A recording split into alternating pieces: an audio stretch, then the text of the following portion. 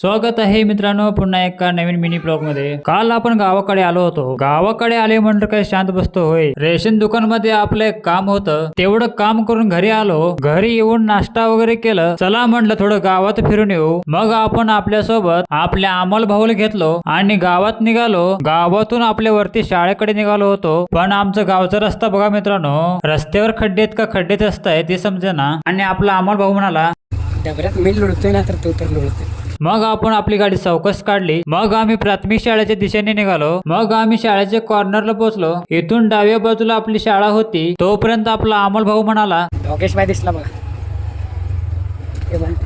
शाळेतून घातला गाडी।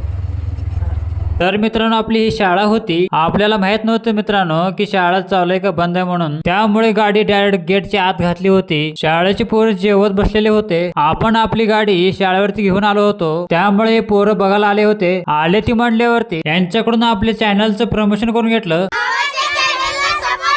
मग आपण तिथून बाळा भाऊच्या दुकानाकडे निघालो आणि लगेच आपण दुकानावर पोहोचलो। भाऊ आपलं थोडं कामात होता। आपण आले म्हटल्यावर आपलं काम बंद केला आणि म्हणाला मग बाबा काय करायलास, कसा आहेस?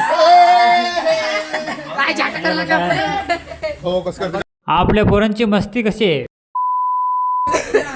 बघा मस्ती कसं चालू आहे आता। भावाने लॅपटॉप आणलाय, मोबाईल बिबाईल, हे बघा आपलं भावाचं दुकान एकदम कसं हार्ड हो। तर मित्रांनो व्हिडिओ कसा वाटला, चांगला वाटला तर लाईक आणि सबस्क्राईब करून टाका। धन्यवाद।